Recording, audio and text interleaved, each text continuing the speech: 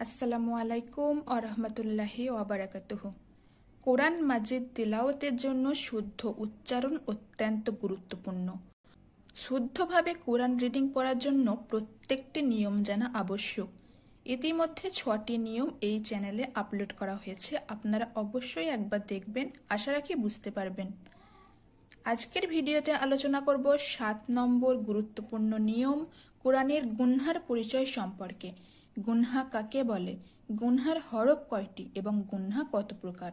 আজ যারা এই ভিডিওটি দেখছেন, আশা করি আপনারা পরিচিতদের সাথে এই নিয়মগুলো জানার ব্যাপারে সহযোগিতা করবেন। কয়েক মিনিট সময় ব্যয় হলেও অনেকের অসংখ্য ভুল সংশোধন হবে ইনশাআল্লাহ। গুনহা কাকে বলে? গুনহা হলো মূলত নাকের মধ্য দিয়ে বের হওয়া স্বর, যা শুদ্ধ তিলাওয়াতের জন্য প্রয়োজন। গুনহার হরফ কয়টি? আরবি হরফ 29টি, এর মধ্যে গুনহার হরফ 2টি, মিম এবং নুন। গুনহার স্থানে কিছুক্ষণ সময় ধরে রাখতে হয়, গুনগুন করে পড়তে হবে সময় ধরে, কিছুক্ষণ ধরে। গুনহা কত প্রকার? গুনহা প্রথমত 3 প্রকার। 1 ওয়াজিব গুন্না, 2 নুন সাকিন বা তানভিনের গুন্না, 3 মিম সাকিনের গুন্না। ওয়াজিব গুন্না কাকে বলে এবং পরিচয় কি? হরকতের বামে নুনে ও মিমে তাসদিদ থাকলে তখন তাকে বলে ওয়াজিব গুন্না। হরকতের বামে, হরকত কি আশা করি সকলেই জানেন। হরকত হলো 1 জবর 1 জের ও 1 পেশকে বলে। এই 1 জবর 1 জের ও 1 পেশ হলো হরকত।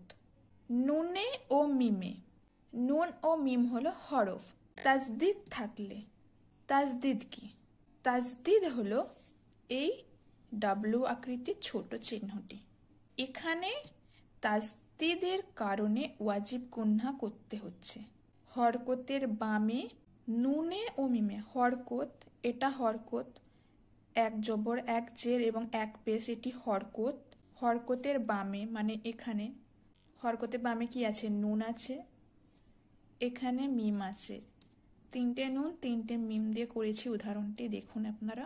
হরকতের বামে নুনে ও মিমে, হরকতের বামে নুন এবং এই মিমে যদি তাসদিদ থাকে, নুনের উপরেও তাসদিদ থাকে এবং মিমের উপরেও তাসদিদ থাকে, তখন তাকে বলে ওয়াজিব গুন্না। এই দুটি থাকার কারণেই এখানে ওয়াজিব গুন্না করতে হচ্ছে। যেমন আলিফ নুন জাবার আন, নুন জাবার না, আন না, এখানে গুন্না করতে হলে এরকম ভাবে পড়তে হবে। আলিফ নুন জাবার আন না, ইন না, উন না। এখানে আলিফ মিম জবর আম্মা, আলিফ মিম জবর আম, মিম জের মি, আম্মি। এখানে দেখুন তাসদিদের নিচে জের, তাসদিদের নিচে যদি জের থাকে সেটা জেরের মতনই উচ্চারণ হবে। যেমন তাসদের উপরে যদি থাকে তখন জবর, নিচে আছে জের। মিমের নিচে থাকলেও জের হবে, তাসদিদের নিচে থাকলেও জেরই উচ্চারণ হবে। তাহলে আম্মি, আলিফ মিম জবর আম, মিম পেশ মু, আম্মু। আশা করি সকলেই ওয়াজিব গুনহার নিয়ম বুঝতে পেরেছেন। নুন সাকিন বা তানভিনের গুনহা সম্পর্কে ভিডিও নিয়ে আলোচনা করব পরবর্তী ভিডিওতে। গুনহার সমস্ত নিয়ম জানার জন্য চ্যানেলটি অবশ্যই সাবস্ক্রাইব করে রাখবেন এবং ভিডিওটি ভালো লাগলে লাইক ও কমেন্ট করবেন।